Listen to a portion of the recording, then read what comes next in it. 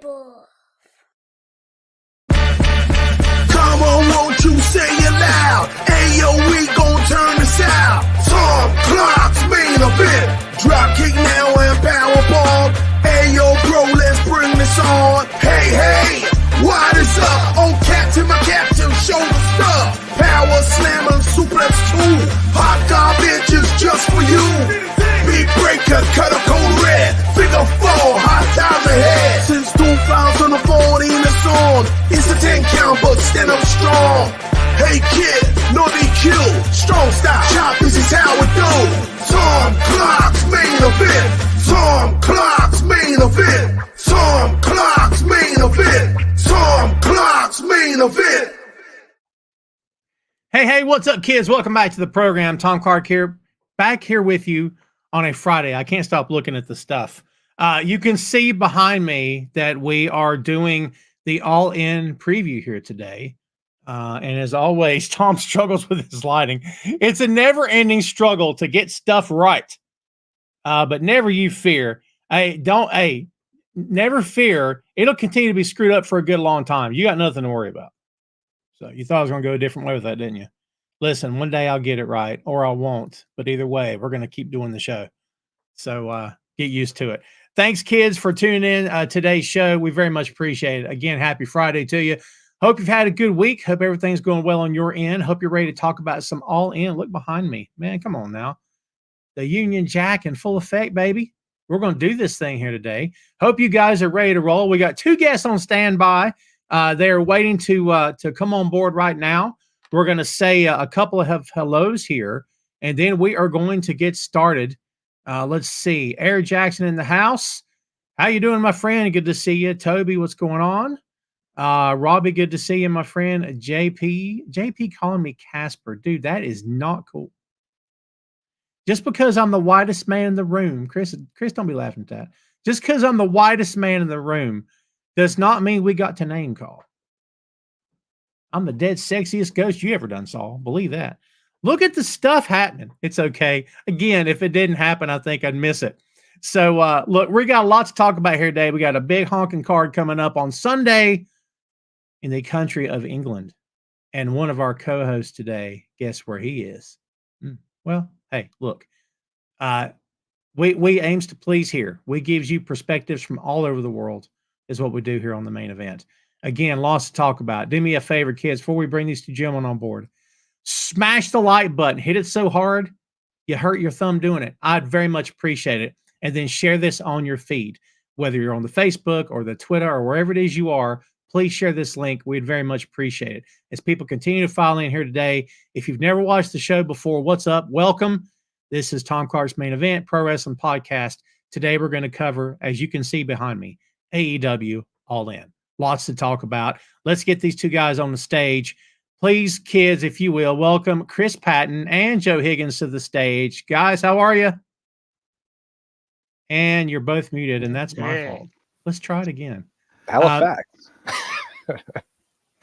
How's it going, guys? Thanks for tuning in, or thanks for joining me here today, man. I appreciate both of you. How's everything going?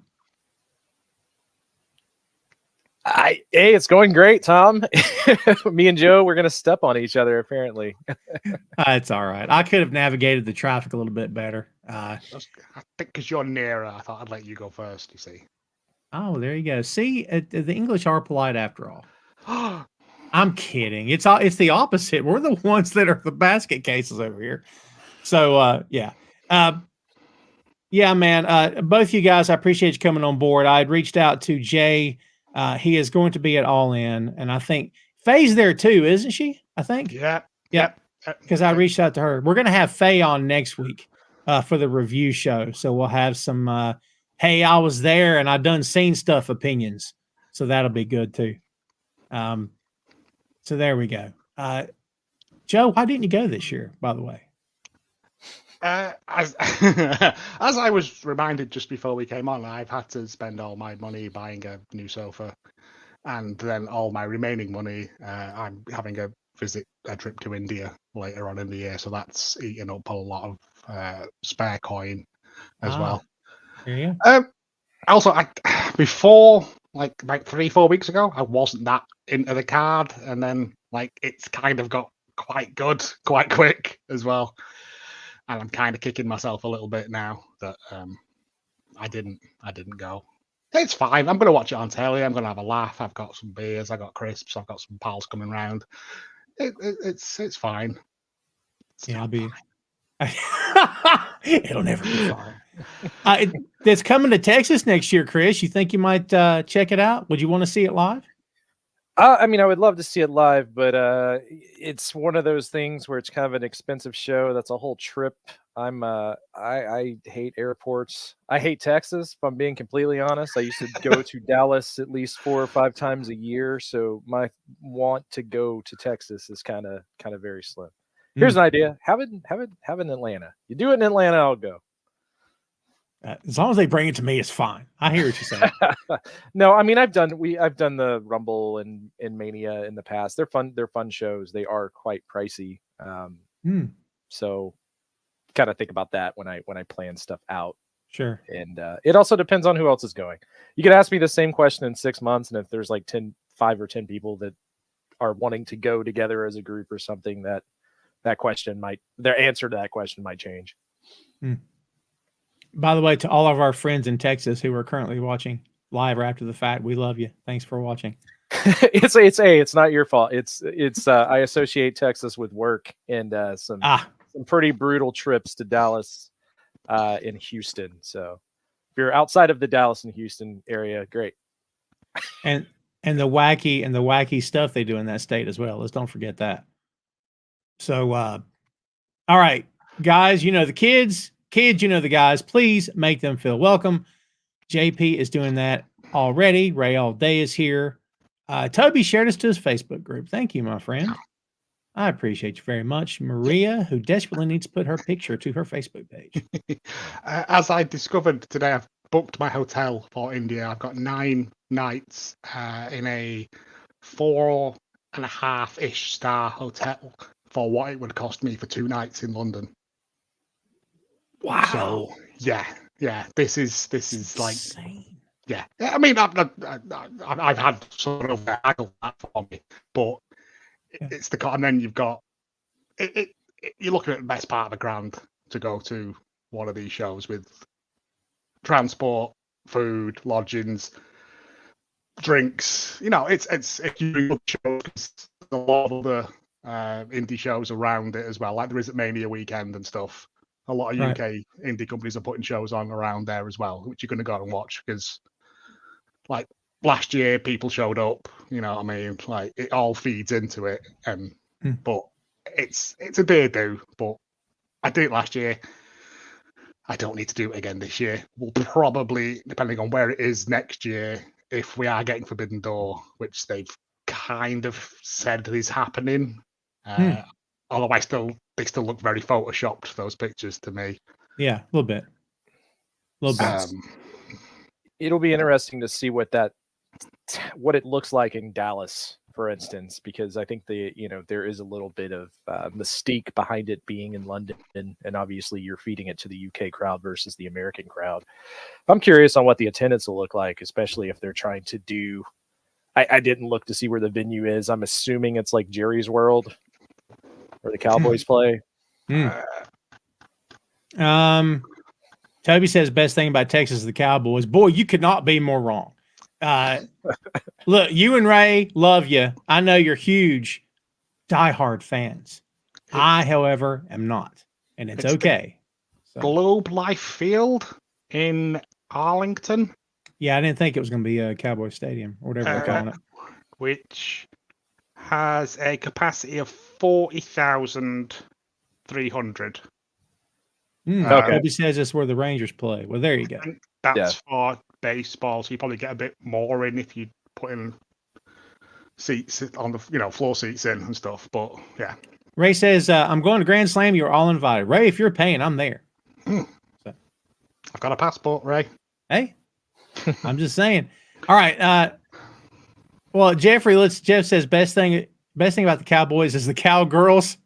Now I can get behind that. That's a statement I can get behind. I fully support that statement. Fernando, good to see you. All right, kids, let's go ahead and dive into this sucker right here. I don't have cute little banners to put up, but we're going to talk about the card in no certain order here, and we will see how all this plays out. Again, in no certain order, I'm going to start off with Chris Statlander and Stokely Hathaway versus Willow Nightingale and Tomohiro Ishii. Look, I have no idea what the idea here is.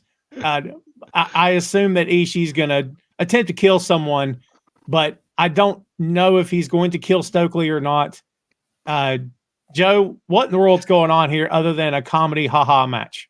Well, it's Statlander against Nightingale is the match because it's whoever wins gets to pick the stipulation for the CML belt, which is happening All Out, I think. Yeah. I don't know why we're doing other companies' belts on AEW pay-per-views, but hey ho, that's a story for another day. No, it's going to be Stokely's going to, because it's not intergender, is it? It's mixed tag. So if Stokely tags out, then Ishii has to leave as well, isn't it? So it's just going to be that. It's just going to be Stokely coming in and then having to duck out constantly.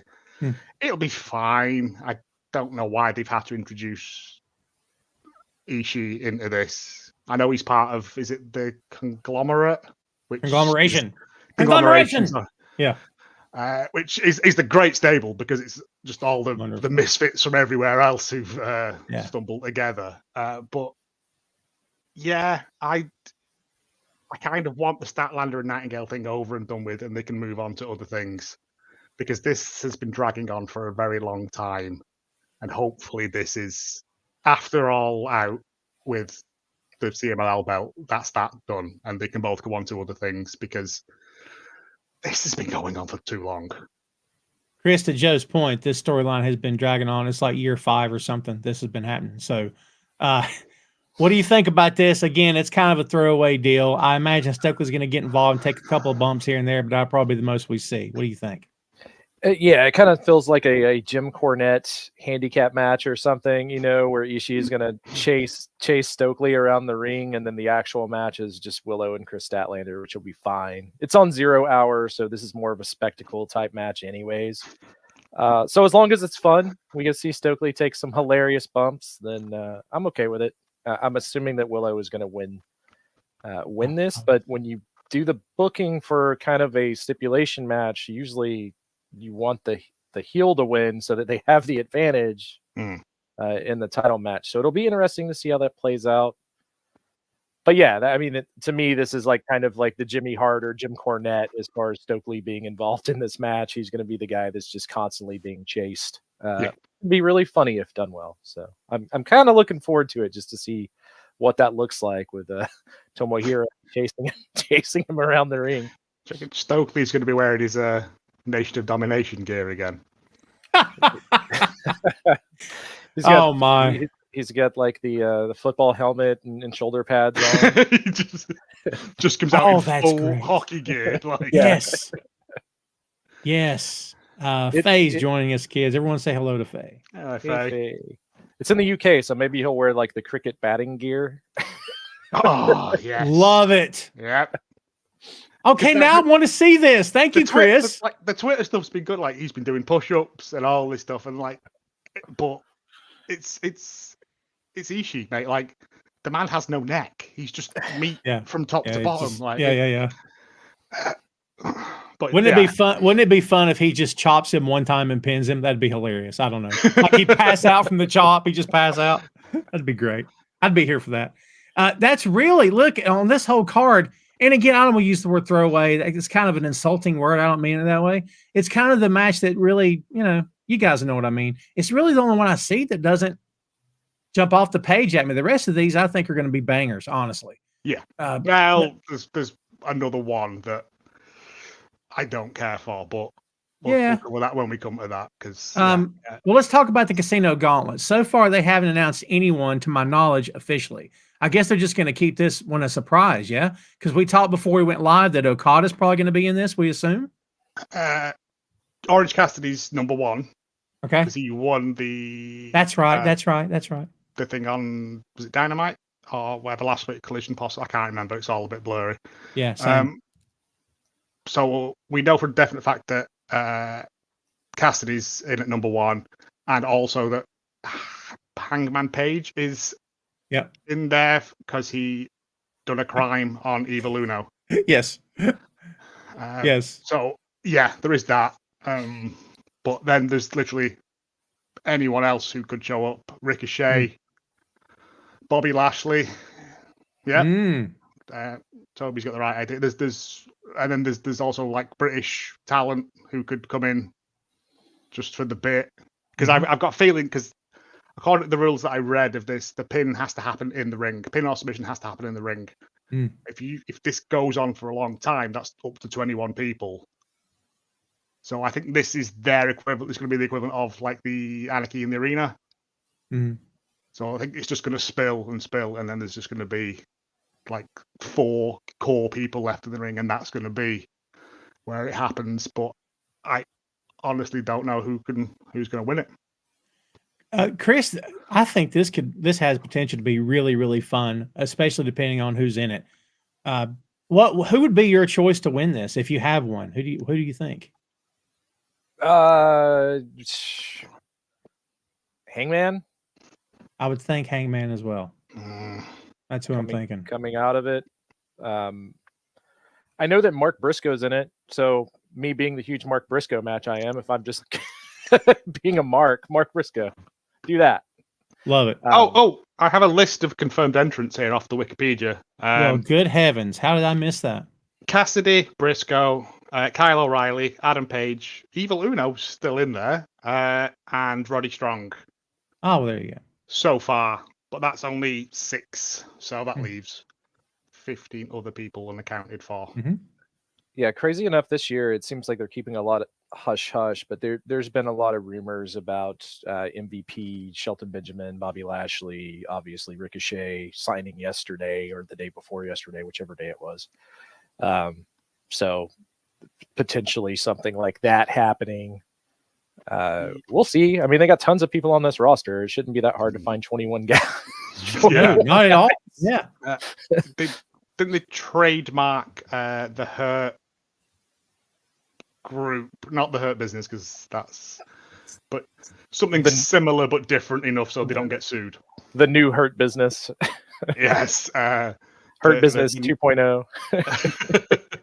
But yeah, so I think possibly, maybe not MVP, but I think Lashley would probably be a shout as well. That's a money stable, guys. That is a money stable. That is already built, already has history, already knows what to do with each other, already knows how to work their gimmick.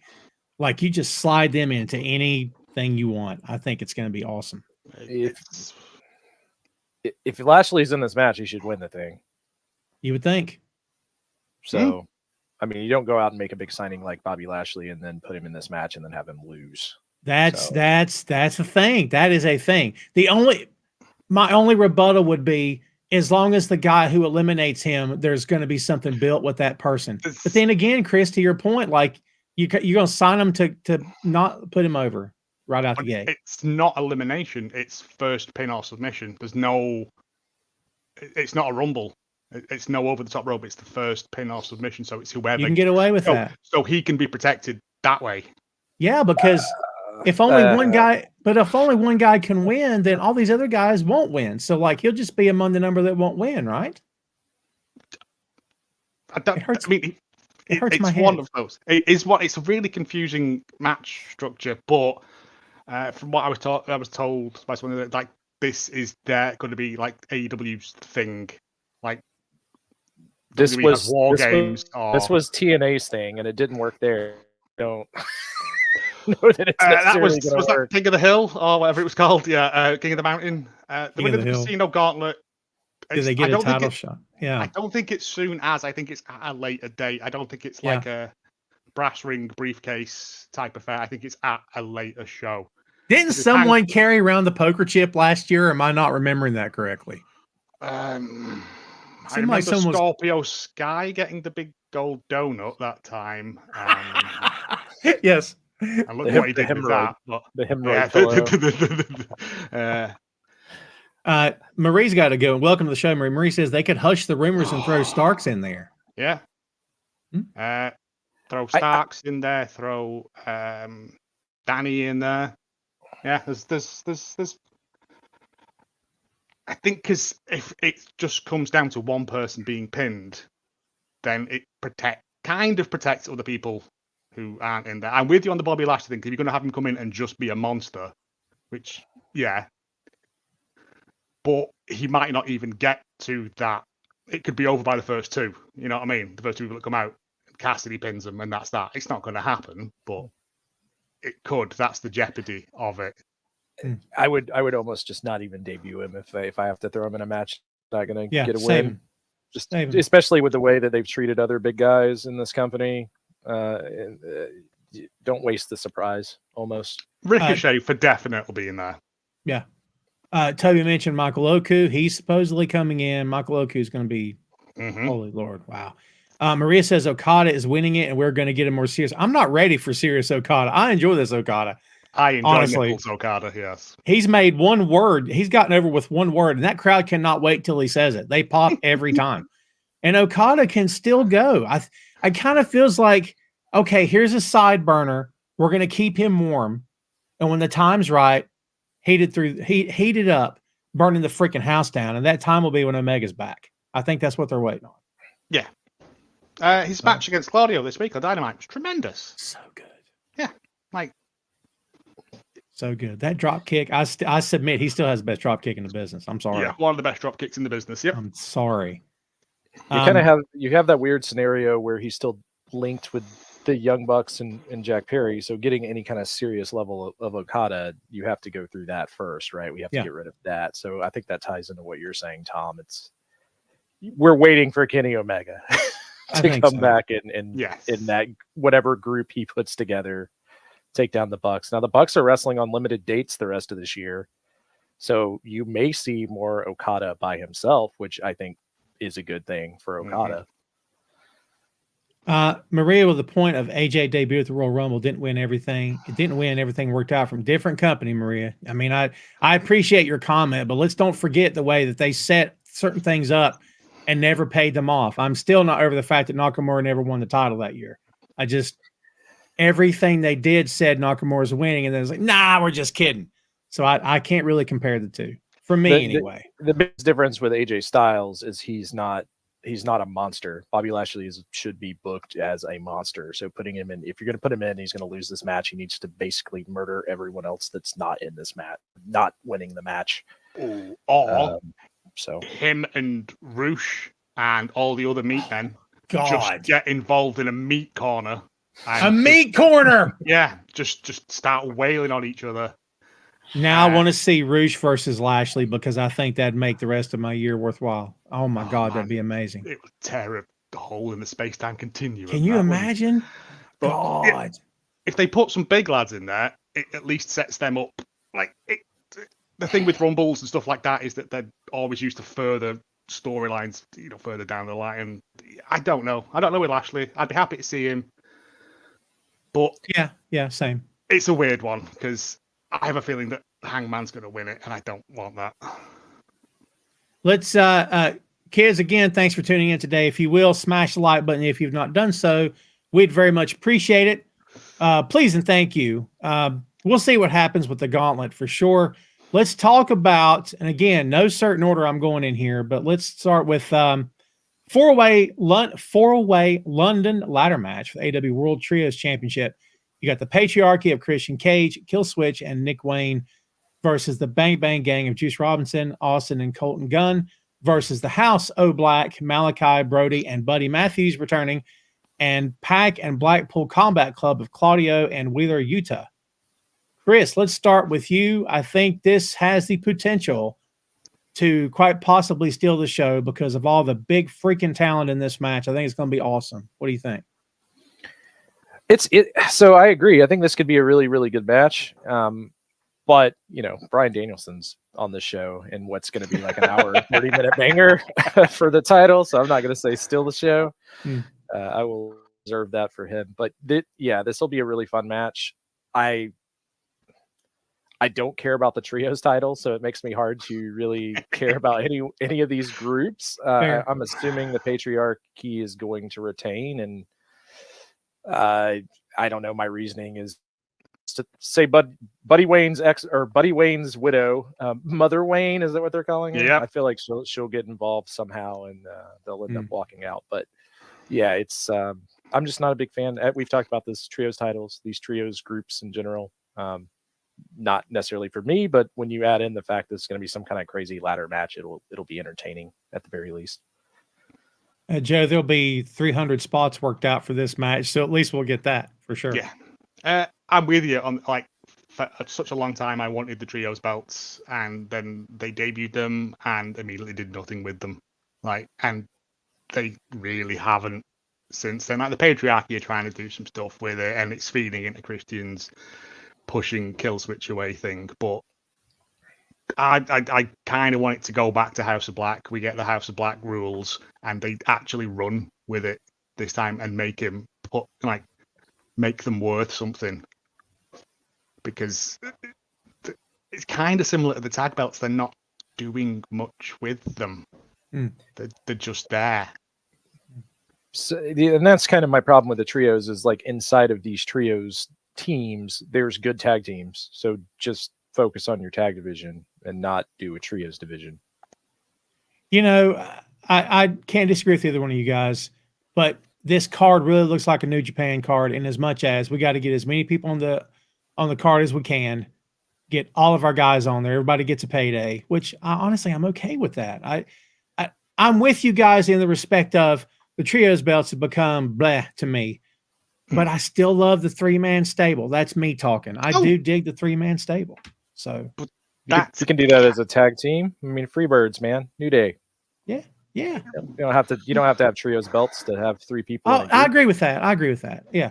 Remember when Dusty and the Road Warriors had the NWA World 6-man titles? They rarely defended them, but when they did, it was a big deal. You felt, oh my God, they're going to defend the belts. I don't know. I'm sure that was done by design for whatever reason. They could do other things. But whenever they defend the belts, it was oh man, this is a special event here tonight. We don't get that at all with these titles. No, I mean, the only one in there that is a legit sort of trio is House of Black. Yeah. Because as a unit, they fight as a unit. If it was BCC, the full BCC, yeah, I'll give them that as well. But it's that thing of a stable the classic stable is your main event guy, your mid card guy, your tag team. That's your stable, isn't it? And Maria's right. Trios division hurt the tag team division, in my opinion. I think it's putting a damper on it. I think it's putting a damper. Toby's got a good point. At least the trios allows 6 guys to get on TV. Can't disagree with that. Yeah, even if it's just cutting a promo, it's something. Yeah, I'm with you on that. I think the distinction here, Toby, is that we're arguing the titles are just blah. You know what I mean? And then when you're getting Ring of Honor 6-man belts on AEW programming as well. Yeah, that's the other thing is we have 2 trios titles, and we have trios that are kind of just randomly thrown together, and kind of in some of these situations you're wasting people. Even though they're on TV, they could be on TV for other reasons, like a Switchblade, for instance. Robbie says, I heard Tony Khan wants to add at least 5. I have not heard this. Wants to add 5 more titles. I do think the women deserve. I'd like to see women have tag team titles. Yes, I would. But then when you say that, though, are we talking, TBS tag team titles as well? You know what I mean? What are we talking about here? I would 2 sets. No. You don't need 2 sets of any tag belts. WWE. I agree.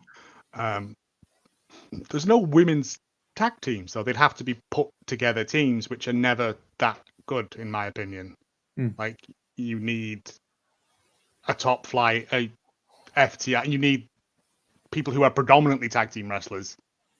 There isn't a women's tag team in AEW to my knowledge. I mean, we opened up this show talking about Willow Nightingale and Chris Statlander doing kind of a joke gimmick match, right? So think about that. Think about the rest of the women that are actively on this card, and then think about adding a random tag match to that in a set of belts. And that would be my argument of not making a tag belts. Also, 4 other belts as well on top of that. That's no. Well, it's all rumor. We'll see what happens. No, but I would like to see a women's tag team title. If I was asked, what do you think? That's what I think. I don't know that we need any more of anything else, but a women's tag team title would be nice to have. Look, I think speaking, if you strip some other things away, like some of these trios titles and maybe some of these Ring of Honor titles that are just there, you strip some of that stuff away and you actually focus on it and make it interesting, then I'm completely fine with having a women's tag division. Just don't add more on top of it. Yeah. Or keep the ROH belts on the streamer, on the ROH app. Just keep them there. Yes. You know what I mean? And look, if on the big events you want to defend the ROH world belt, women's belt, and tag belts, fine. For whatever reason, if you want to mix it in. But like on regular week-to-week TV, I kind of want to just see those belts on Ring of Honor. Yes, exactly. That's it. I don't need to see Dustin win. Love Dustin. Belts. I still don't know what's going on with that. I don't know why he's now double belting. Like, yeah. Also, why is Athena never on AEW TV? Yeah, why is she never on AEW? If they're going to do the rest, I don't get it either. Speaking of AEW World Tag Team Championships, the Young Bucks versus FTR versus the Acclaimed 3-way match. So, Chris, let's start with you. Who do you got in this one? I guess I'm going to go with the Young Bucks. I feel like we're still writing whatever storyline that they have going. It's a little weird because there's all the rumors about their contracts and how many matches they actually have left, and that's why we haven't seen them as much on TV. So if there was a reason to get the belts off of them, I think that would be it, but I could see them riding, they're just going to ride the wave, I would think. What do you think, Joe? Again, with the only working limited dates and stuff now, I would put it on FTR, so then they're tied for most reigns with the Bucks, and that can feed into something down the line. I am liking like the new, more aggressive Acclaimed. Like they're not doing fun bits anymore. Because did you remember for like 2 months they'd just come out and do scissor parties every week? And I'm like, they were so hot, and they just massively like dropped the ball with it. But like new aggressive Acclaimed, I'm all for. I think this again is going to be a banger because after like the FTR Acclaimed match, was it Collision last week? I forget whichever one it was. When it went to a time limit draw, I think, didn't it? I can't even remember. There's been a lot of time limit draws recently as well, which is an issue for another day. But I kind of want FTR, and then the Bucks can go away and do whatever it is they're doing, and we can get other stuff coming in because there are other tag teams that never really get looks in. That's fair enough. I have another request. I'm gonna need Max Caster to stop on live TV calling himself the best wrestler in the world. I don't understand. This could take an hour. I don't understand why certain things just slide through in that company. At no point has anyone backstage, apparently, much less Tony Khan, said, Max, love you. You can't be saying this stuff on live TV. Because you know what I mean? Okada's on the roster. Bryan Danielson's already. No, hold on. Bear with me. I don't mean people believe what you're saying. I just mean you kind of sound goofy. You kind of sound like, where's the basis for your statement? There's no basis. We don't know Max Caster as a singles performer. Maybe he's awesome, but I would almost be more comfortable with Dax calling himself that. You know what I mean? Than Max Caster. But for some reason, they just let him say it. And Bryan Danielson, at the end of the show, Dynamite, calls himself the best in the world. And I'm like, did you forget earlier when Max Caster said, so which one? Again, I'm not trying to, it's a weird hill to die on, but it's odd that they just let that slide by. It's Caster's thing of he believes he is the best. It's lame.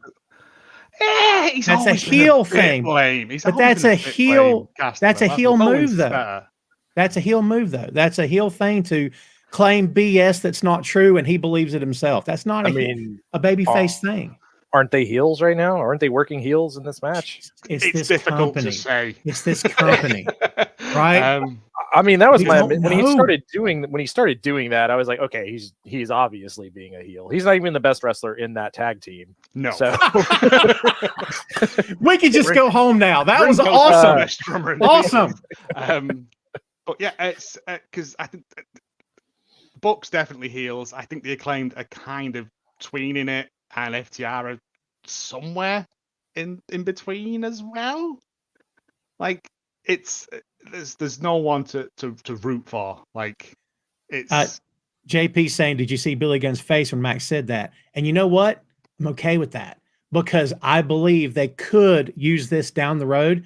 And that's something else, guys. If this is being said deliberately and not just because he wants something to say on the mic, totally okay with that. If it were to lead somewhere down the road, because they have been known to do those things in that company, to kind of, drop breadcrumbs. I'm okay with that, honestly. Again, like with the showing of the backstage footage, everyone was like, well, why have they done this? And now, with hindsight, it was a tremendously good thing to do because it's put people in certain positions. No. I don't think they intended to do that, but they've made lemonade out of lemons with it. I questioned that decision making at the time and still remain vigilant on that. Remain vigilant. I like that. Toby says, have them turn on Billy and go full heel. I don't think I want Bowens to be heel. I think Bowens is a very, very likable guy. Caster is not. And I think, I'm not saying split them, but I think you could use that for a storyline. I don't want Bowens to be heel, but that's me. Of course, in that company, who knows what's going on Billy good on the pole match. Yep. Yes. And you want to Bowens on the pole match. Let's see what happens. Chris, we all three are the firm belief and understanding and knowledge that you, more than anyone else here on the stage or watching the day or after the fact, cannot wait. You know I'm setting you up for something dumb, right? You cannot wait for Chris, by God, Jericho, to face Hook. Come on, Chris, give it to me. You know you can't wait. Tell me about it. So, yeah, sure. Let's do it. See?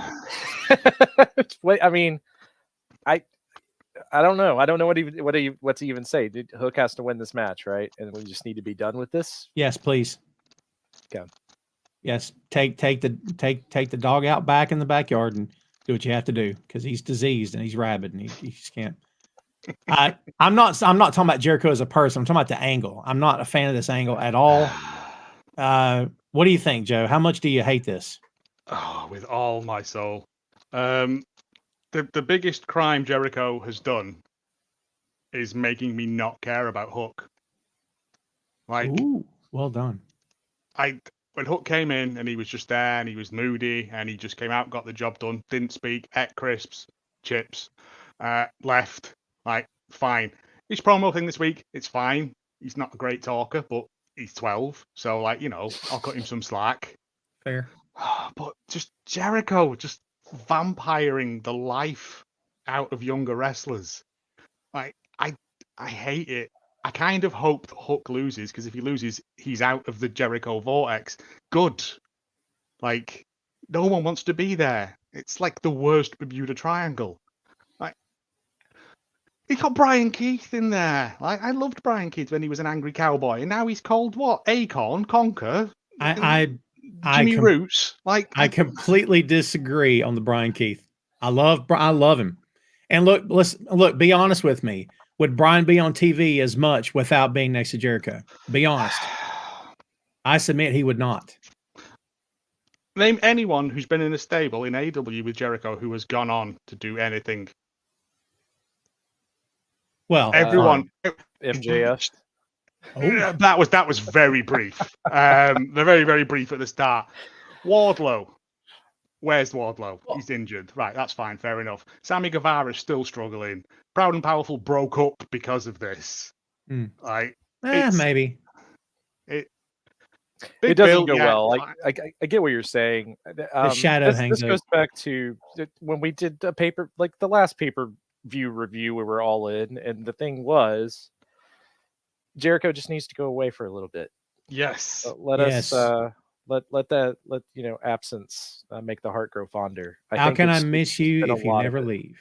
Yeah. It's been a lot of Jericho and a think- lot of recycling of him starting different factions.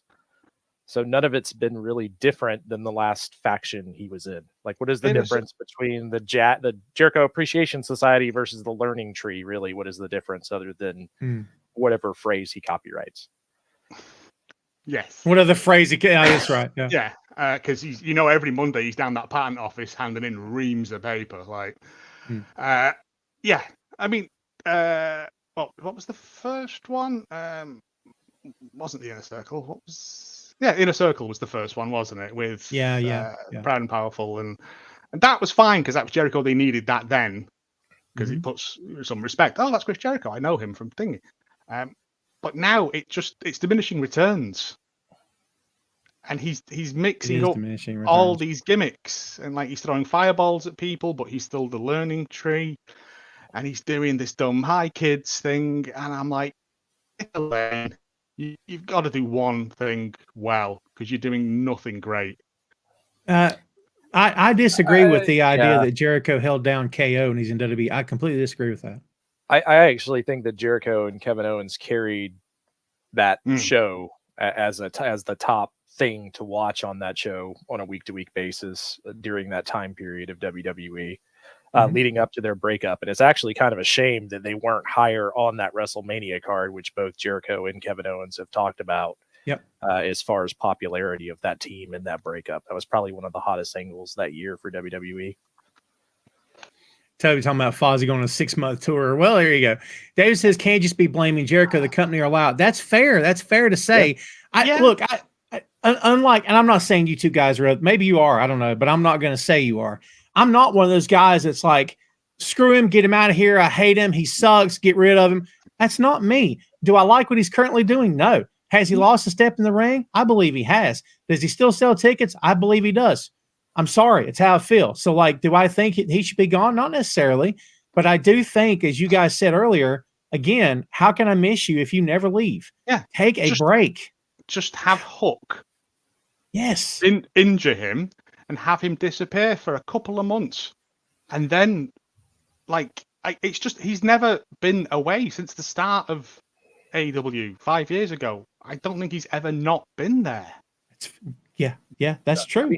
He needs a little bit of a reset. There's nothing wrong with that. If I'm going to start yelling about booking on the show, this becomes a whole different podcast to some extent. I'm just trying to keep it positive to what we're talking about. But with Jericho, I mean, the best thing for him, like I said, it's everything he has done has revolved around a group. Whereas if you want to do something interesting with Jericho, do some sort of injury angle, have him come back trying to get vengeance or chasing a title. All of the stuff he's doing right now doesn't matter. And it's kind of a rehash of the things he's already been doing. And it does make you question what his contract looks like and how much creative control he has, because it is so much of the same thing.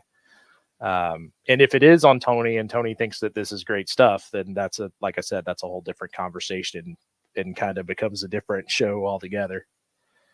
We're going to move on in a moment from this, but Maria had to put your comment up. Jericho is becoming Jeff Jarrett in TNA. Is it to that extent, you guys think? I mean, the difference would be Double J was still having good matches. So.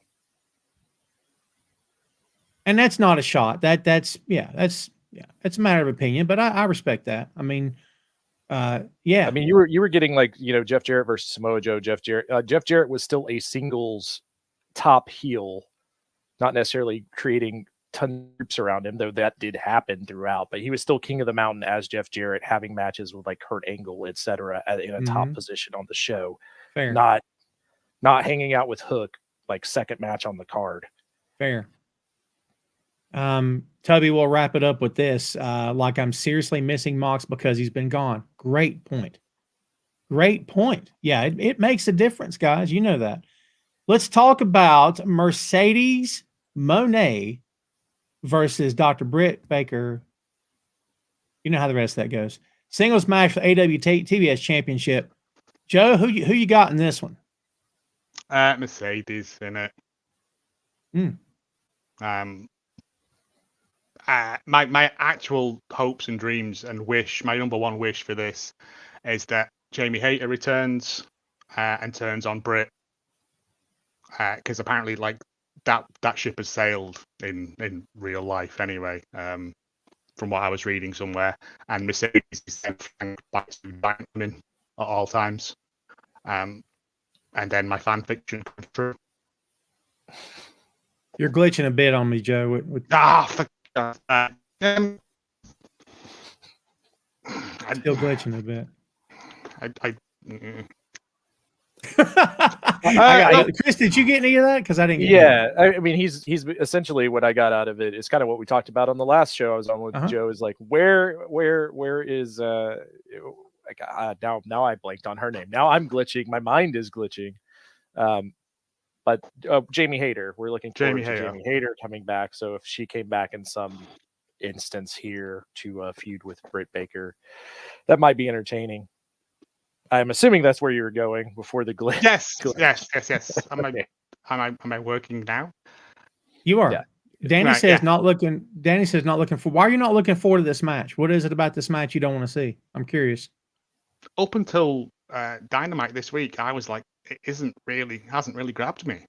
I think they started it too far out, and they've done nothing but take little sort of pot shots at each other and little after match beat downs and stuff, and it just started too soon and hadn't really got that heat in it until they did that contract signing this week with the it was a pretty good contract signing, and I was like, oh, okay, I'm into this now because it kind of makes sense. Like the line, what was it? You've always been one of four, I'm one of one. Good line. And I was like, it's a good line. Toby suggesting that Hayter comes out for the save but turns on Britt. I do not believe Britt wants to work with Hayter. Yes, but that's what I read. And then we can just get Mercedes with two giant women with her as bodyguards. The other part of the reason this match doesn't have heat is because of one of these people getting suspended for 2 weeks. So at some point, it kind of is like Mercedes Moné has to win this because, like, what is your faith in putting the title on someone who's, by all accounts, at least media accounts, is having all these individual feuds with both males and females on the roster? There, Joe, what I'm going to have to slow dance around suggesting, because you and I and Jay talked about this off mic last week. But I know stuff pertaining to certain people, and I'm not going to say it out loud. But Chris, you're more right than you know, and it's amazing some of the stuff that goes on, and you're like, I cannot believe we are all adults. Why are we acting like children? It is effing nuts to me. Of course, this is a pro wrestling business, and you expect that to a certain degree, but we'll see. I expect this like 10, 15 years ago as a wrestling business, because look at the other side of the street. Look at your competition. Everyone's happy-go-lucky over there right now. So it's business as usual. There needs to be some level of there needs to be some level of professionalism. Yes, that's what it comes down to. There's always going to be ego because it's an ego-driven business, but you're all there for the same ends. You know what I mean? You're all there to put on a show. Like it wouldn't I say that wouldn't happen in the theater. Like you wouldn't get, Judi Dench backstage calling Alan Rickman and Knobhead. Like it's just everyone does it with people you work with, don't you? Like to other people, you go, Steve, prick, but you don't then expect them to go and grass you up to Steve. It's just it seems a bit who can be the number one, like Tony's number one grass child. Well, I mean, with MJF was dumb because like his missus was in the room. And to your point, there's a difference between busting on each other for having a laugh and then making it personal and being so utterly focused on what's good for you and nobody else. You're right about you had to have a certain level of ego, but you are not an island. Ask Hulk Hogan, he'll tell you. You did not get to where you are by working nobody in the ring, by working in the Invisible Man. None of that happened. A whole bunch of people put you where you are, and you wouldn't have gotten there without them laying down for you. So that's something else to remember. I Yeah, remember reading. Oh, go on. It's Sorry. it's so weird that they're even still going through with this title match to begin with. Honestly, with Hmm. with all of the stuff surrounding everything going on, I thought they would find a way to get out of that match. So we will see. I'm assuming Mercedes Moné wins this one pretty handedly. Yeah. We shall see. My hope is because it's in Britain as well, and I believe Hater is well enough to come out anyway. Because the pop alone, again, another reason why I'm going to be sad if I'm not there, if my giant lady comes out. Fernando says Britt is behaving like CM Punk did backstage in AEW. Fernando, you have no idea. Yeah, it's apparently like that times 10 from everything I've heard. It's bad. The Thunder Road And also stuff. she's not CM Punk. There's a big difference there. Big But I difference. remember reading a while back, like she's like, I don't want to win titles anymore. I want to help put people over. Like that. I remember reading an interview with her where she said that, and now I think like that may not be the case. I want to cure world hunger after the show. I'm not going to drink beer instead. Okay. You get what I'm saying? That's like a thing you say when you're on you're on a media podcast. You're going to try to do that to pump up the fans of like, oh, look, this person's nice. We should care about her because she wants to put other people over. That doesn't necessarily mean that you have ulterior. Oh no. It could all just be a work. Some of it maybe. 99% of it is not. No. Speaking of women on this card, by the way, before we move on, I'll add my last bit here.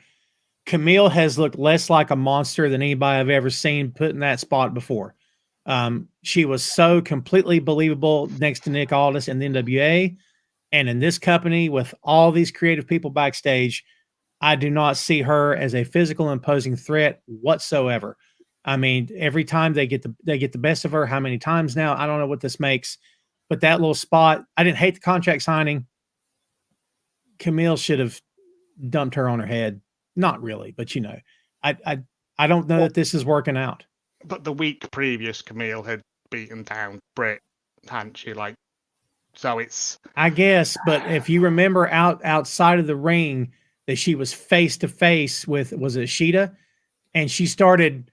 And I think Mark Henry, or no, it was above Ray because he hates or not hates, but he doesn't really. If it's not WWE, he don't like it.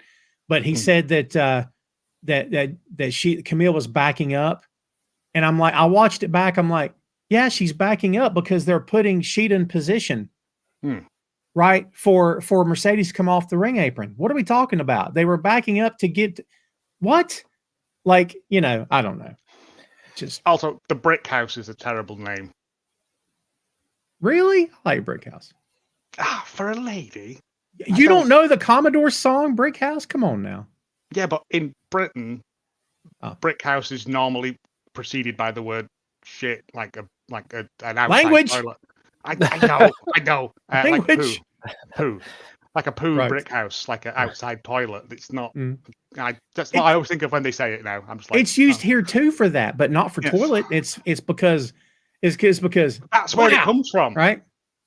Because it's usually they're built like a brick. Yeah.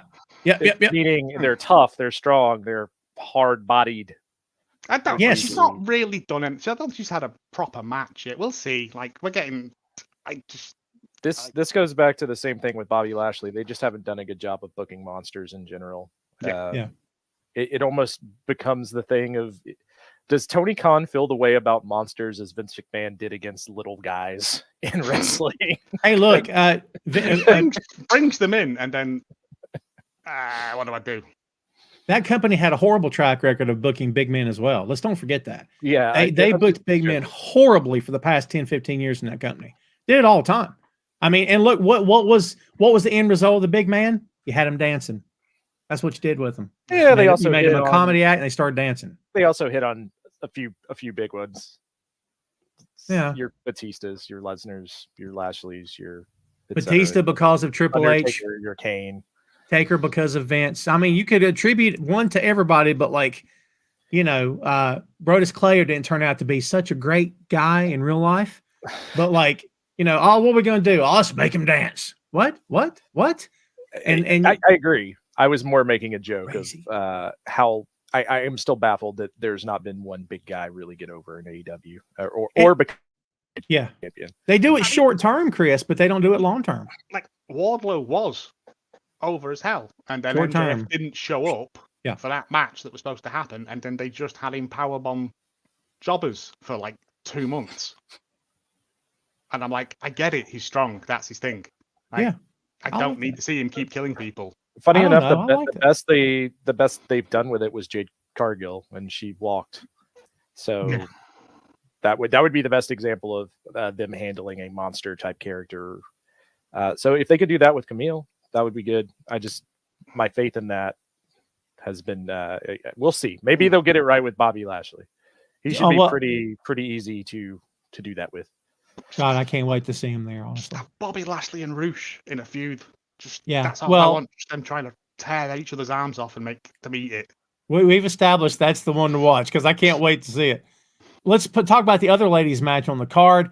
Much different tone here. One I'm sure we're all expecting to appreciate and enjoy versus this one. Toni Storm defending the AEW Women's World Championship against Mariah May. Joe, is there a planet on which Mariah May does not win this title? If there is, I don't want to live on it.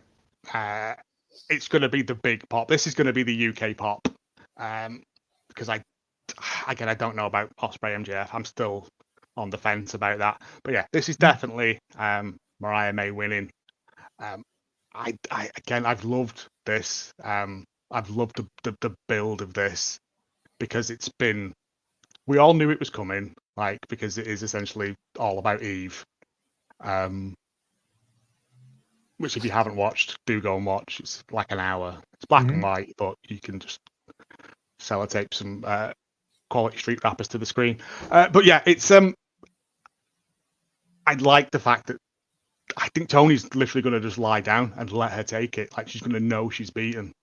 Like it's I don't know. It's one of those things. It's been such a good build to it, and like the thing last week with like Mariah's promo. And like, now it's your time to burn. And then like Tony's one, I go and see the clown Paglioni. I F Paglioni. Like, I love Tony's character work with this. She came in.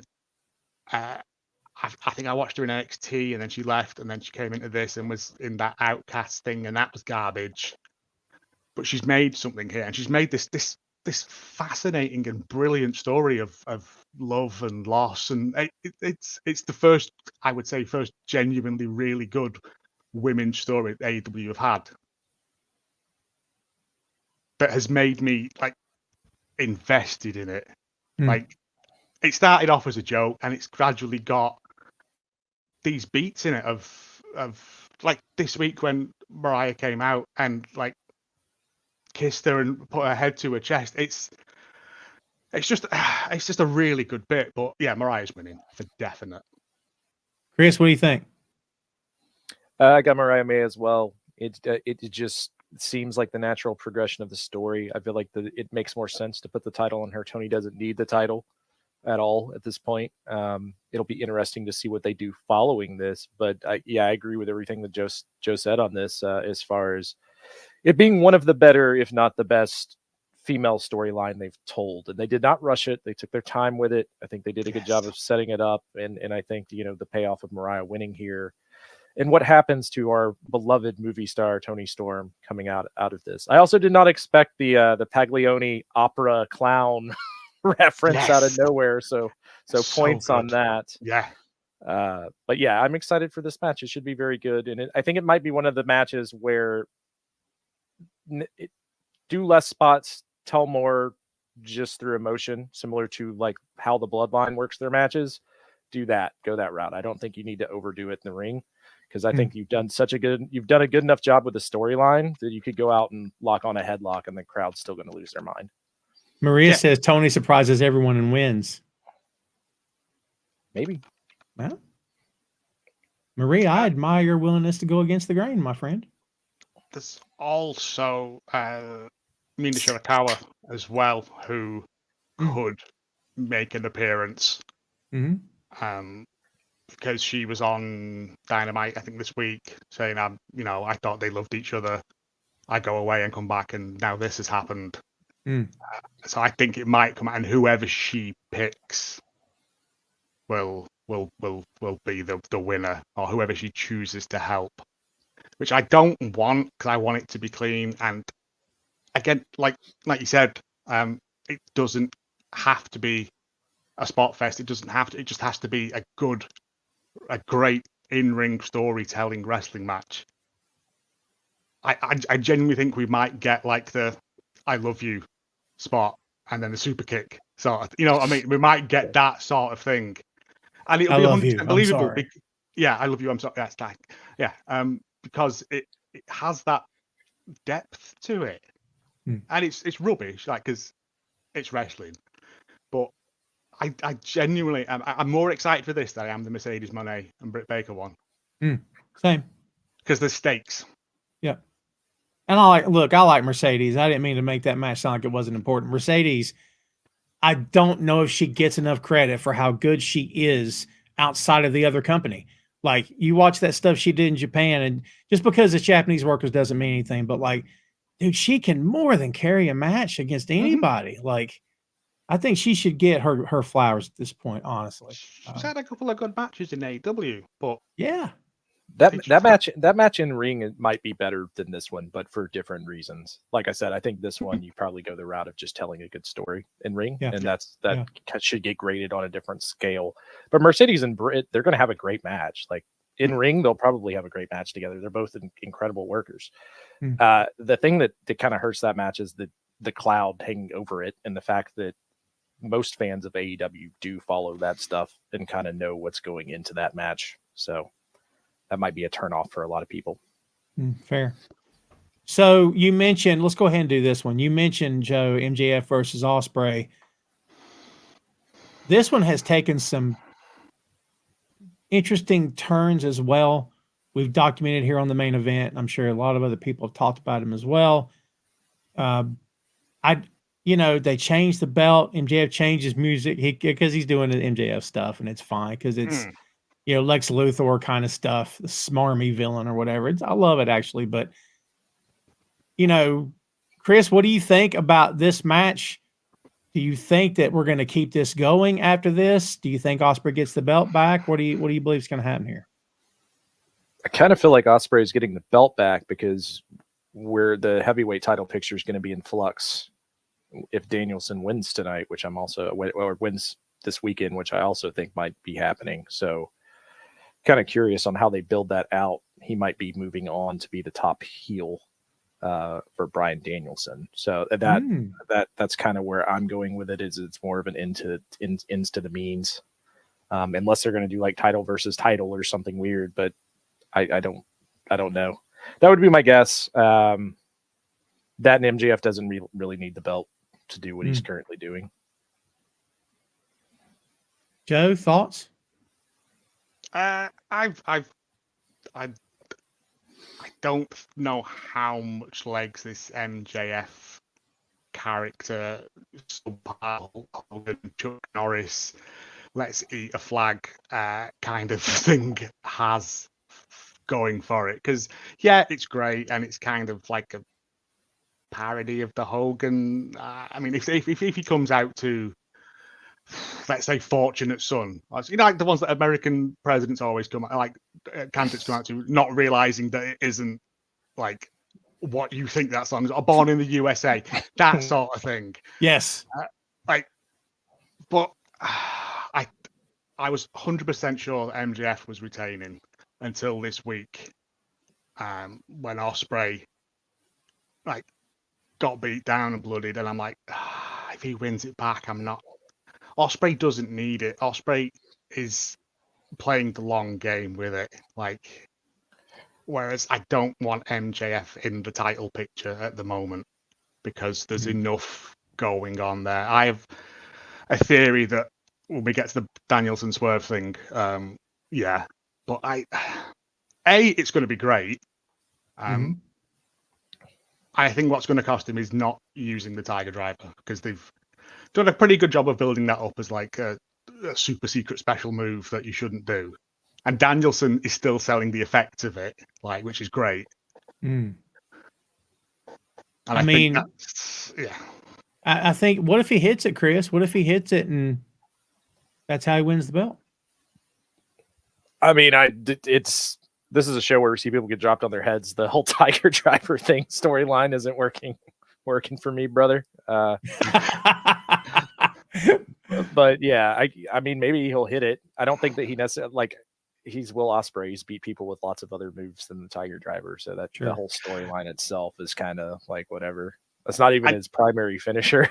No, but I think they did like a good job of being like, this is like Burning Hammer levels of dangerous. I'm like, it's not. But that would be more interesting if he doesn't do that. He hits a burning hammer and if he hits a proper legit Burning Hammer. Yeah, I would. Yeah. Yeah. No, it's a weird one. That one's kind of a coin flip on who walks out. It just depends on what they want to do. I'm assuming they're going to want MJF back into the title picture, and this American thing will probably go away. Let's say sometime in November. We'll go with that. Oh, interesting. I feel like this is directly a tie-in to American politics at the moment. Yes, it's 100%. He's like I said, I laughed when he unveiled it. I still don't know what the side plates say. I've not been able to get a close enough look at them. But when he unveiled that flag with his faces as the stars, I was very happy because I laughed. Genuinely, like, belly laughed at it because I'm like, this is ridiculous. Like, this is MJ. But again, that promo this week, like, so good. Like, I don't know whether the TV like picked it up properly, but from what I've heard, like, it was feral. For Ospreay, the crowd were ravenous for when he came out, and he's just got that big dumb smile on his face in the ring, and he's like, yeah, and that's why I think he's not going to win.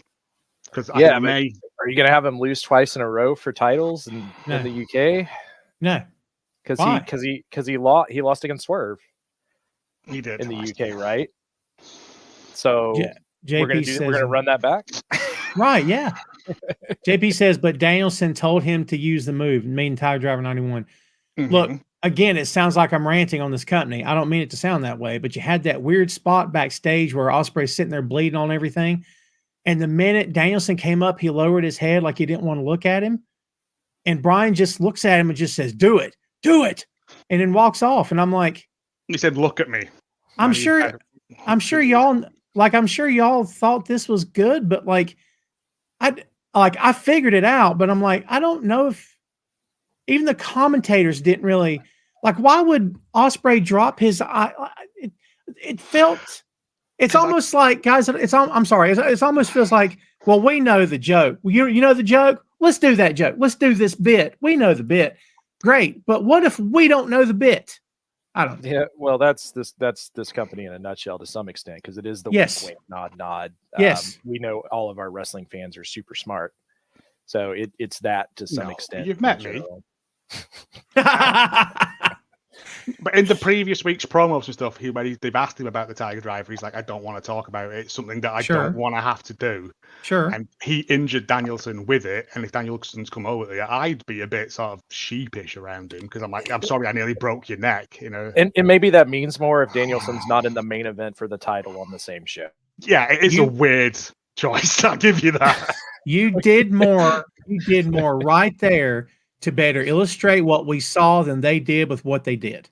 And I'm not saying hold my hand and spell it out for me on the screen. I'm not an idiot.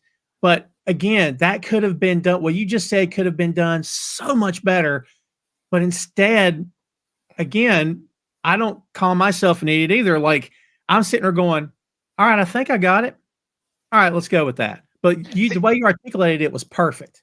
I think that's why it works better for me, because I am an idiot.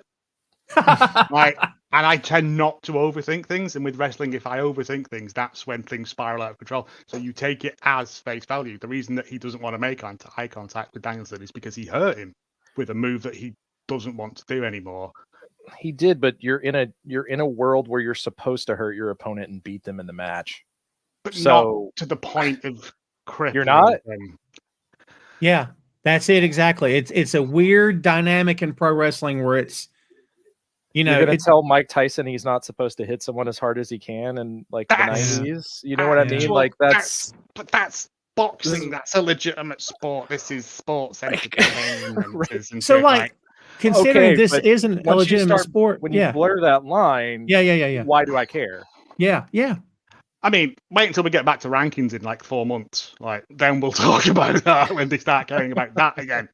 No, it's what was the thing your man said? He said it's not for us to convince you it's not fake. It's to make you think make you forget that it's not real. Yeah, you're not doing that if you're telling me that Danielson is so hurt that Ospreay's never going to use that move again, and then Yeah. he's in the heavyweight title match against Swerve on the same show. And we've Yes. got people in the chat saying it was clear to them. And JP says last week's promo showed Ospreay hurting down to the move. Fine, I get it. Fine. If everyone got it but me, fine. But again, one promo from 7 days ago, or one highlight from 7 days ago, after a week's worth of wrestling, after a week's worth of people living their lives, I cannot be the only guy that bumped into the way that played out backstage. I guess I could be. I don't know. If Danielson's walking backstage around with a neck brace on and is not in the heavyweight title on this match, and then comes up and says that, it has way more emotional gravity, and I think it comes across better. Yes. But like I said, he's in the heavyweight title match. He obviously was not hurt that bad. Right. Well, afterwards he did the seizure bits and stuff, didn't he? And yeah, but it's the difficult seizure thing to do. bits. You know what I mean? The bit that we all hate, which is weird to do in a company where people have legitimately suffered that and been out for a year and a half. But that's a whole different conversation. Sugar Shane suggesting that perhaps Ricochet will cost Ospreay the match. I don't know. Because I mean, again, well, I'm not going to get in the heel and face thing again. We'll be here for another 2 hours because it's this company and they do weird heel and face stuff. Let's talk about Jack Perry versus Darby Allin, coffin match for AEW TNT Championship. Chris, I do not believe that Jack Perry's dropping this belt, especially because he just kind of redone it and made it black and whatnot. Now it's all goth, which is, I love black. It's my color. But like, I don't see this belt changing hands, Chris. What do you think? I don't know what Darby Allin's pay-per-view record is, but any big singles title match he's been in, I'm pretty sure he's lost without pulling it up. So I'm just going to go on a limb and say he's probably losing, except for all the same reasons you just said. That, and it's the same reason why I thought the Bucks are going to win, right? They're not done with whatever storyline they're doing. Well, you know what, Joe, to be honest, since that belt's now the goth title, I mean, Darby's goth. So what do we think? No. No. Fine. No, he's not. He's not winning. It's a coffin match. It's supposed to play into Darby's hands, isn't it? Because but you forget that Jack Perry's had a coffin match. He had one against against Christian. But Jack needs that belt. I want to say forged it himself, but he didn't because it was a cast. I watch a lot of Forged in Fire. I know these things. And yeah, he's doing fine with it. I think what's going to happen is that coffin's going to get set on fire with Darby in it. You get that reference then, don't you? This belt will kill. Yes. Well done. Well done. Fernando says Tony's grooming Darby for World. I heard that headline. I read that headline too. Yeah. It's fine. I mean, if anyone can say, and again, the word earn in pro wrestling is so odd to me at times for a title anyway. But like, if a guy's earned his spot, it's definitely Darby. So, I think I said this a while back, was that he needs to move away from like the TNT belt and get into the your AEW heavyweight world championship belt, because I think he's put his he's paid his dues for it. Like I was trying to find his win-loss records for pay-per-views. Loss. That's I don't think exactly he's what I was saying. ever won one as a singles. I don't think he's ever won one as a singles. He loses every big pay-per-view match as a singles competitor. I didn't have the numbers up in front of me, but I'm from memory. That's my niece's favorite. So going over and watching pay-per-views with them to watch their favorite lose in the one match they probably care about every pay-per-view, with the exception of the Sting tag matches, is always fun.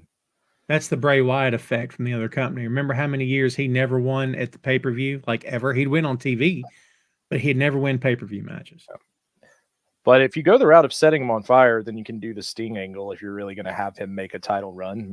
You figure out whoever the big bad is for him to come back to try to take over the company. You could do something interesting like that. I have no problem with Darby being in the title picture. I think he's shown that he can make anything kind of believable within his style. And I think if you give him the right opponent, that will work out just fine. Toby says, if you can't beat Jack, are we to believe you can beat Swerve or Bryan? I don't look at it that way. See, if he loses and he goes away, for instance, if you go the route of setting him ablaze, and he has to come back as let's say maybe the Crow, then yeah, you can build that storyline. You could very much do his emo daddy Sting's story from 96, 97. What's going to happen is next week on Dynamite, they're going to bring out Darby's ashes and Sting's going to cry a single tear into the urn. And then that's some good wrestling right there. CGI. Yes. Then Paul Bearer, oh yes, it's going to happen. And then Darby will reform with new Sting ghost powers. Yeah. It wouldn't be the worst thing in the world for that man to get some recovery time anyways. He's just coming off a broken leg, and he got hit by a bus not that long ago, and he was wrestling like a month later. So God, yeah. All he has is Epsom salt baths, apparently. That's it. Yeah, no, man's a menace. I think it's going to be cracking. It's going to be Spot City. I think Darby's going to go through. What have we got? He's done glass, hasn't he? Yeah. With Jack Perry as well, so we might get more glass and we'll get more of that. I think he's going to go through a phone booth, like one of them big red phone booths. One of them is going to come out. Oh, yeah. He has the unfortunate disadvantage of the entire elite being there and who is going to back him up in this match as well, because this will be an ODQ match, being a coffin match. So there's a bunch of screwy ways to kill Darby Allin off TV for a little while. And Toby, look, to the point where my point to Toby here is that people are going to lose matches. You can't win every match. And I don't know how many guys in the chat or watching the show right now. Tetsuya Naito lost in the G1, got pinned twice, I think it was. He's the world champion. Now, does that make sense? No. Do they do it all the time in the G1? Yeah. Should they? Probably not, but that's my opinion. It's not killing their business. Like, Toby, I completely respect where you're coming from, but like, if Darby loses Sunday, I don't look at it and go, that's it, can't be my world champion. I just don't view it that way. Well, we just went through his consistently losing on every pay-per-view, but yet no one has a problem with him being in this match for a title. Singles, he has won as part of a team, but in singles matches, he's always lost on pay-per-views. Yes. And wait, no, I think did he not win on the TNT belt off Cody on a pay-per-view? Double or Nothing, possibly. Maybe. I may be wrong. 3 or 4 years ago at this point, right? So it's kind of I'd have to pull up. But what I was going with, if you do something like this, he gets beat down by the elite, set on fire or whatever, he can come back as more edge to him, right? And then there you go. Toby brought it home. I agree with you. If you want us to believe he's a world champion material, maybe occasional pay-per-view win wouldn't hurt. I can't disagree with that. It's also wrestling, lads. Like, that too. It's not boxing or windsurfing or something. It's story driven. It's not purely athletic prowess. If someone loses, it's probably for the reason of a story. Yeah, unfortunately, the story with the Elite, I don't care much. I don't care much for it now either. It's, But Sugar Shane says a main event match, Darby versus Orange for the AEW title. Really? Are we ready for that match? I am. Yes. Give it to me. just to boil people's urine. Yeah. yeah, I mean- feel like the hate for Orange Cassidy should be out the window after that title run he had last year. Completely agree. Yes. Both of them. Yes. Yeah, it's time to stop that. Let's all move on with our lives. My goodness. He's just very good. One match left, kids. Swerve Strickland defending the AEW World Championship against Bryan Danielson in his career. Joe, who's going over? I don't know. Ah, I flipped a coin this week when we did our predictions on Damn It Vacant, and the coin said Danielson, and I can't overrule the coin. I honestly don't know. Up until 3 weeks ago, I would have said Swerve, just because I think A, he's put the work in, B, all the people that were like he's a transitional champion, it's only until someone else comes along and all this stuff. I'm like, Swerve's great. Swerve is I can't say that, he's a naughty man. Like he's, but you still love him because he's Swerve. Like he's great.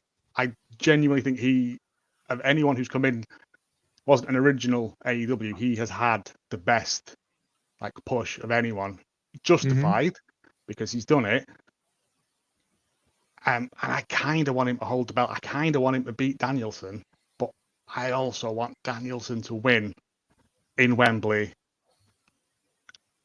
because the man deserves it. Like it's such there's a cup like this, like the Tony Storm one, the MJF one. For the first time in a long time, I don't know which way they're going to go. Like I know what my heart wants, but in terms of booking, I don't know. I genuinely think Danielson, because give him his moment in the sun.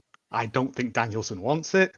I think like Tony Khan's put a gun to his head and be like, you're winning something, son, before you go. But his contract's up. He's working on a handshake deal now. Like, if he wins, where do they go from there? Yeah, I mean, so we kind of talked about this in the last time we were on with Danielson potentially having this moment to win the belt at All In. And I kind of alluded to the fact if he wins this, it would be so that he can have that title match at Wrestle Kingdom. And I do feel like that's probably where they're going to go, because that was one of his bucket list things. This is the last year of Bryan Danielson. So my assumption is he's going to win this and get that bucket list match at Wrestle Kingdom. So that's my prediction. It should be a good match. I wouldn't be surprised if Swerve cost them, or not if Swerve, if Hangman cost them. I see your son back there. Yeah, right, lad. yeah. He came in. He came in. Yeah, I had to open the door. The door stays locked here, so I had to let him in. So I just missed some great sparkling conversation. I'm sure I don't know that I have a pick. I can make a case for either guy winning. I don't want Swerve to lose, but I don't necessarily want Danielson to lose. I have no idea what I want here. I think like Chris said then, I think Danielson wins and then Swerve takes it back at Wrestle Kingdom or Wrestle Dream or whatever. Some wrestle and a noun adjective. Yeah, we'd kind of talked about this on the previous UK show that they had of what you would do with Danielson in his last run and whether he would win the title, and that was kind of what I said then. Is Danielson, I would assume, is going to win it and defend it at Wrestle Kingdom because he wanted one big Wrestle Kingdom match before he calls it a day. So you could do the old flip flop here with that, and it would also be interesting to see Swerve have a few New Japan matches, honestly. So, oh yes. And I think you have an out. If Hangman wins earlier in the night, he could get involved in this match. So there's ways. I would try to keep this as clean as possible. He could beat down both people, for instance. But yeah, I wouldn't be surprised if you see something like that, simply because they're trying to build Hangman back up. And I do think he is probably the odds-on favorite to win that casino, whatever they're calling that match. The Casino Gauntlet. Casino Gauntlet. But again, if Danielson wins, he's got, 2 months before Wrestle Kingdom Dream? It's January, right? January? No. Oh, no, there's Wrestle Dream, the AEW. Wrestle Dream is first, I'm thinking. Yeah, sorry, I'm getting confused between the two. So Danielson could then just literally put on dream matches like he has been doing, but he's got the belt now as well, and he can just be like anyone, open it up to anyone. It's an idea. I can't tell you how much I love the fact that I can't call this one. I love when I can't call it. Do you know what I mean? It's such a rare thing in wrestling nowadays. Yes, it is. I don't want Hangman interfering in this. I want it to just be them two knocking lumps out of each other for an hour. I kind of wanted Hangman to cost Swerve the title when he went against Ospreay. So I could see him getting involved here. They never paid off the fact that Hangman said, "You will never be champion," and then he became champion. So that storyline is still floating out there, and you could see a little bit of leapfrog there, especially if Hangman wins at this Casino Gauntlet. So I could something like that. I assume this match is going to go a long, long time, and like I said, it could be to the point where I don't know how deep they want to get into the woods, but you could have Swerve beat down both of these guys. He kind of has a history with both of them. So, yeah, I'm interested to see how Hangman plays in. If he plays in at all, I would be shocked if Hangman didn't have some sort of face-to-face with Swerve on Sunday. Even if it was just a passing thing, I just would be shocked if they didn't bump into each other, because or at least a promos cut or something. Like, I don't know, but in a weird kayfabe world of pro wrestling, and again, this opens up a whole can of worms too, right? But like, if you know that you already have two guys that desperately want to kill each other and Hangman is unhinged, why wouldn't you take that into account and be prepared? They won't be. He'll be allowed to run down to wherever he wants to run down to, because it's silly pro wrestling. So that's fine. Again, yes, it probably will happen. I just don't want Hangman in there. I just want Swerve and Danielson to just have an absolutely tremendous wrestling match. If it is Danielson's swan song, then let him go out clean. You know what I mean? Yeah. Like, if this is legitimately his swan song, if we're saying this is going to be his last match, then he's going to go out on his back. He's going to lose. That's fair.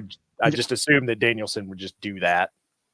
Right. That's fair. But I like I said, I'm gearing towards the fact that he wants to do Wrestle. He has openly said he wanted to do Wrestle Kingdom. Yeah, he wants to do the last. So. I think when I talk about the singularity of all wrestling companies working together, if WWE and AEW ever did, all the matches would end in DQs or draws, apart from Danielson, who would lose to whoever, just because. This is a weird comparison to make, and I'm not the world's biggest Tommy Dreamer fan for a few different reasons, but I do remember him saying, remember that old ECW doc when he's like, I told Paul I didn't want the ECW world title. He's like, you should never put that belt on me, because that's not me. I should consistently be chasing it and lose every time, because the fans love me because I lose every time, and they support me every time. And we always sell tickets because every time I challenge, they think tonight might be the night and I don't win it. So maybe the point here is that maybe backstage he said to Tony, I should not win this belt. I should go out with that hanging there just for the sake of hanging there, because not everything can be Jordan hitting the 3-pointer in Utah to end his career the first time, right? Or second time. So my argument, if I was Tony, I would be like, yeah, but you got the WrestleMania moment. We need you to have your all-in moment. So they used to put in video packages. Wow, that's excellent point, Chris. Holy God. I like having y'all on the show. It makes me look. We did get that video package this week, which you could look as a retirement package. That's fair. As a highlight reel, depending on which way you looked at it. The fact that he was wearing kind of the same shirt as his retirement speech, like, I'm on the coin. I'm on the fact that Danielson wins. He wins clean. After he wins the belt, they should totally start doing, speaking of ECW, the ECW thing where they just start playing Desperado by the Eagles every time he comes out. Give him the proper send-off. Give him the Wonderful. Terry Funk ECW title run. I'm here for it. He's going to come out to the final countdown, which is a mistake because he should come out to someone's going to get their head kicked in by the Rosillos. Because A, British punk, and B, come on. Wow. Scottish punk, I think. But yeah, it's this card, apart from one match on it, the Jericho Hook match, which you know is going to go long as well because it's Jericho in it, getting his moment in the sun. Everything else on this, I am 100% like bang up excited for. It's I'd say it's better than last year's card. There's less multi-man on it. Because that was the problem with last year. There was a lot of multi-man matches and that on it. And I get it because people want to see people. But 1, 2, 3, 4, 5, 6, 7, 8 of those matches out of the 10 that have been announced. Absolute bangers written all over them. And you know what's cool? Almost this entire card is not a TV match. Almost this entire card is not a TV match because people complain all the time about you could have just done this on the TV. But I don't know if I believe that here. I think most of this card, with the exception of maybe of 2, but I think the other 8 are not TV matches. These are pay-per-view style matches. Yeah, the only one I feel that's a TV match is the Willow match, and it's on 0 hour, which is what that match should be really anyways, if you're trying not to give anything away for free. Everything's for a belt. As well. AEW Night of Champions. Battle of the belts, but some belts actually change hands, you mean? Exactly. On that note, we're opening the floor. We're opening the floor, kids. We're only going to make this go about 5 minutes or so, and then we're going to get out of here and start our weekend. So if anybody out there has got anything, and Ray's already hit me. Look at that. Before I could even hit the freaking button. All right, guys, get ready for this one. Here we go. De La Soul or Digital Underground. I'll say De La. I'm getting a little tired of this being too hard for me. I'll say De La Soul on this, and part 2, Snoop Dogg or Lil Jon. I am not voting against Lil Jon after the events of 2 nights ago. I refuse to. I love Snoop. Lil Jon's my man. I'm just saying. Snoop at the Olympics was a delight. Well, God bless it. Don't do that to me.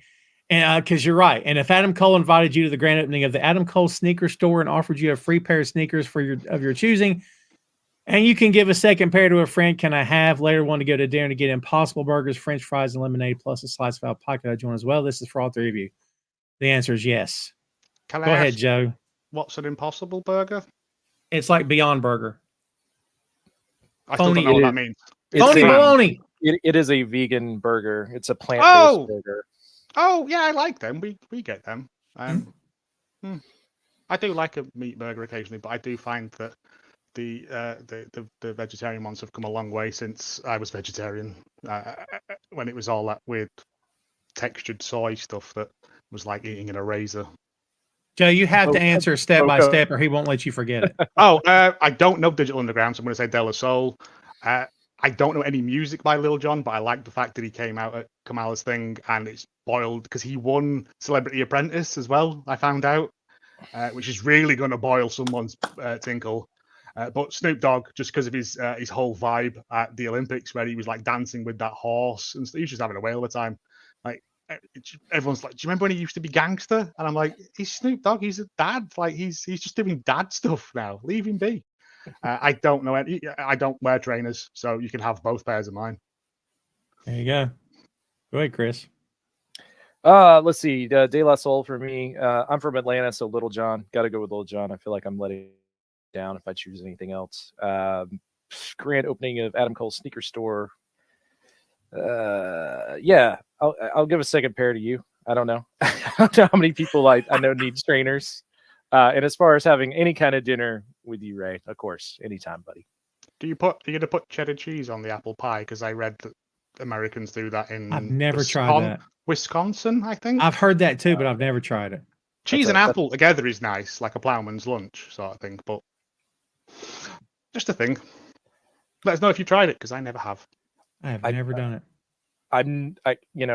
As the American here, I'll put cheese on pretty much anything, but I've never tried that.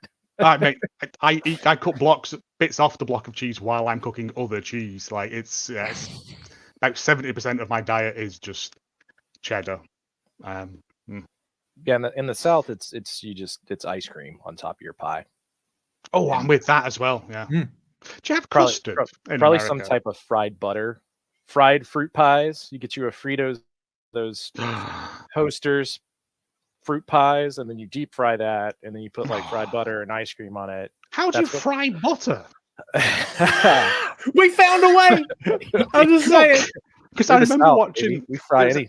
There was a this is going way off topic, sorry, but there was a Netflix show called Deep Fried Masters, and there was a guy on it who worked like 4 weeks a year at state fairs or whatever, and had done deep fried cola and lemonade, and he wouldn't give away what he did. But I'm like, how? So butter you drop in like cold dredge with like egg and whatever batter you want, and then you just drop it in the fryer real quick and pull it out, and it's just like a little ball with melted butter on the inside. Oh my god! We're trying to kill ourselves. It's slow suicide. It's slow suicide is what you're hearing. Chad Too Bad says 2-parter. God, come on, Chad! Don't everybody start doing this. It's Ray all day questions. 2-parter. First, ask Chris: does Tony go crazy if she loses? Does she change her gimmick? Second, for all three, when does Kill Switch finally turn on Christian? Go ahead, Chris. I don't know that Tony changes her gimmick. We may get a more serious version, a sad, depressed movie star version. Oh, love it. Whatever happened to Baby Jane?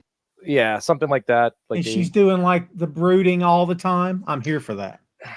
Like that episode of The Twilight Zone where the former movie star has gotten older and they only offer mother roles for her, so she just lives in her office watching her own films over and over and over again. Just Hollywood for women over 30 now, anyway. Satire. When does Kill Switch finally turn on Christian? I don't know if I'd even believe it at this point. It's gonna happen because he deliberately took the belt off him and gave it to Mother Wayne, didn't he? Yeah. Like the disrespect he's shown Kill Switch, but I think they should have probably done this earlier because it feels like it's gone too long for him to do it now. Justified, unless he does it at All In, and we get Robbie says since we have. Sorry. Yeah. Robbie says, since we have a British guest here, I have a question for all. Well, let's don't make it all three of us. Let's just let Joe answer it. Throughout wrestling history, which British wrestler do you think didn't get a proper run in his career that should have? I assume, Robbie, you mean on the big stage, maybe? Joe, you're probably way more in line with British wrestlers than Chris and I are as a whole. Again, not really. Like I've recently finished a book about the history of British wrestling, and it was a lot of old men in church halls and stuff. Like I've come to recently appreciate a lot of the original British Bulldog stuff. With Tommy Billington coming in, I've been trying to find some Dynamite Kid stuff to watch, because I started watching wrestling at the start of the Attitude Era and stopped like before Cena came in, and only got back into it when WWE started, when AEW started. So I'm still filling in huge swathes of background history that I do not know about. I remember watching World of Sport wrestling growing up with like Giant Haystacks and Kendo Nagasaki and that kind of stuff. And loved that because everyone did. It's like the streets would clear on a Saturday and everyone would go and watch, which they're bringing back as well soon. But in terms of, I mean, the one British wrestler that I always wanted to do more and never did is Regal. Same. Because I love Regal. I do want to say, if I had to throw a British name out there, Chris Adams, for sure. Love Gentleman Chris Adams. Oh, Gentleman Chris Adams could have been so much more than he was if he didn't have all of the problems that he had. Yeah. Absolutely phenomenal wrestler who could have been way more towards the end of the NWA days, but in the 80s in general could have been a big star. Dave Taylor was tremendous. I think Regal would say that. It's one of them. There's huge swathes of, because there's so much wrestling. Trying to get it all into your brain there's only so many hours in the day, and I am working my way through it. I'm sorry to let you down with my lack of British wrestling knowledge, but you want to ask me current stuff that's going on, I'm fine with that in British wrestling. Like, unfortunately, I just didn't. Even when I was tape trading and stuff as a teen, I didn't get a whole lot of British wrestling. It's kind of something would be unknown for me even now, going back and watching it, especially if they weren't out in Texas or somewhere here in Mid-South or something like that. If they didn't roll through there, I probably wouldn't have seen too much of them. So William Regal would have been the other answer for me, just because he's probably the one that I'm most familiar with outside of current wrestlers from the UK who came through New Japan. I have a friend of mine who was a indie wrestler in the early 2000s, and he has got some stuff. If you want, I can probably get it over to you if you want to watch it. I don't know how good it is, because he said, like, towards the end of him doing it, he made he had easier matches chasing someone around trying to put chocolate bars up people's bums than he ever did taking bumps. Like, so make of that what you will. Well, on that note, we're going to take it home today. We'll end it on candy bars going in the locations they shouldn't be going. So thank both you guys for hanging out with us today. Before we get out of here, Joe, tell the kids where they can find you on the internets. You can find me on Twitter at Hallmark of Greatness, which is a podcast I do about Hallmark and made for TV films. We're currently doing reality TV stuff. So we've done Ramsay's Kitchen Nightmares and things like that, just for a bit of a change, because there's only so much Hallmark you can watch before your brain actively tries to strangle you. I also do a wrestling podcast called Damn It Vacant, which is about 50% wrestling and 50% made up stories about a British wrestler called Ian Skinner, who is currently teaming up with a Furby that has the soul of Barry Scott trapped in it, to rescue people who fell into an alternate dimension due to, I can't even remember. I just make stuff up. I was going to say, you could just make that up. We wouldn't know any better. No, it's a legit thing. If you follow it on Twitter, there's a lovely man called Ryan, whose Twitter handle is Not Him Again, who has animated these little stories that I do, and he makes them 1,000 times funnier with these little animations. Go and find them. I'll go through and retweet them all, and if Tom wants to retweet, they're just. It started off as doing facts about this wrestler, because he messaged me and said, "You never talk about me on your show." So I was like, all right. So I just started making up facts, like Ian Skinner invented the chair, and every time someone sits and he receives 2p. No, like just completely spurious facts, and then it's gradually morphed into this choose your own adventure story, which is the only bit people listen to when I look at the statistics. Everyone's I love Choose Your Own Adventure. I love them. Next to Encyclopedia Brown, Choose Your Own Adventure was my jam when I was a kid. You always kept your finger on the page, though, didn't you? Because you go through the door. You have exploded. Oh, I didn't mean to go. Yeah, I don't want to do that. I'm going to go back. Yeah. Hallmark of Greatness or Damn It Vacant. Those are the two places you can find me on normally. There you go. Chris, tell us about this new website. When this new pod going to kick off, man? So I'm working on the site. I got some friends working on some art for the site. It will be the Patton Report. .com, which will have just thoughts and ramblings, as well as a weekly podcast where I talk about some wrestling, but I'll also be talking about movies and video games, etc. It will not be a straight review podcast. I'm kind of coming out of that on the other end, but I'm open if anyone wants me to come on a show or something. As always, you can hit me at Chris R. Patton or Christopher.R.Patton on Twitter and Facebook. I'm out there. I should be pretty easy to find. So you went back to the Patton Report because you had changed it to something else, didn't you? I have both. I have both domains. Yeah, I would say I think Patton Report sounds freaking awesome. I have two. I bought up both domains because at first I wasn't 100% sure that one was available. So there's some.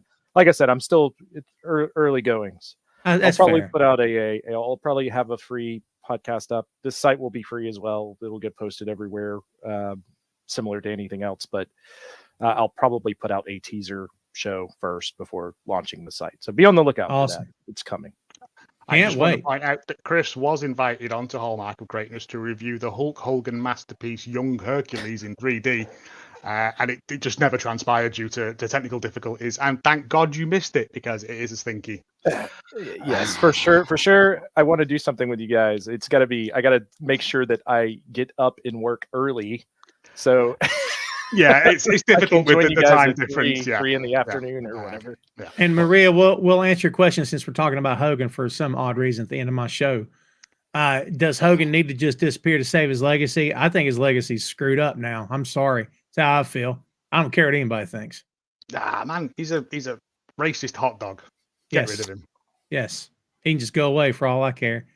We here at Tom Clark's Main Event fully endorse the idea of Hulk Hogan not being on TV anymore ever again. I was always a little stinger myself, so I didn't. Hogan was always a villain in my eyes anyway. Yes. See the photo op thing of the guy with the racist tattoo he had, and another guy came in and had a photo op with him with a Trump shirt on with "Not My President," and you can look just there's a look on Hogan's face of he's paid his money, he got his photo, but you can tell he hates it. Good. All right, guys, I appreciate you both coming on very much, and hang out just a minute. We'll be we're going to take it home here. Thanks, guys. I appreciate you. I took myself off. Let's try that again. They also canceled Hogan's film. Oh, stop. We're done with that. We're done with Hogan talk. No more. See, there was a gremlin in the machine, which is because we mentioned his name. If we say it 3 times, he'll show up. We don't want that to happen, so we'll keep it at 2. I'm going to sit still where the screen doesn't digitize. Then people wonder if I'm actually still live or not. Like Max Headroom. Who gets that reference? I'm just saying. All right, kids, thanks much for hanging out. That's it for us here today on Tom Clark's Main Event. Do me a favor, check out boinkstudios.com, BOINK, boinkstudios.com. You will find links to Tom Clark's 610 podcast and Two Nations Under Ted, a Ted Lasso podcast, returning tomorrow. The season 3 preview, kids. Can you believe it? It only took us a month of Sundays to get here, but tomorrow it returns. So keep an eye on the social media here on the Facebook. If you follow me, you've already gotten the videos. You've already seen the hype going around. 10 a.m. Eastern time in the morning coincides with the Premier League, as we tried to do when we kicked the show off last year as well. So be on the lookout for that. BOINK, boinkstudios.com. Please and thank you. Go check us out. Do me a favor, kids. Have a great weekend. Enjoy All In. We will see you next week. If anything were to come up, I will definitely let you know in the meantime. But we should be here next week for the review show of All In. Thanks again, kids. We appreciate you very much. And we'll see you next time. Be good. See you in a week.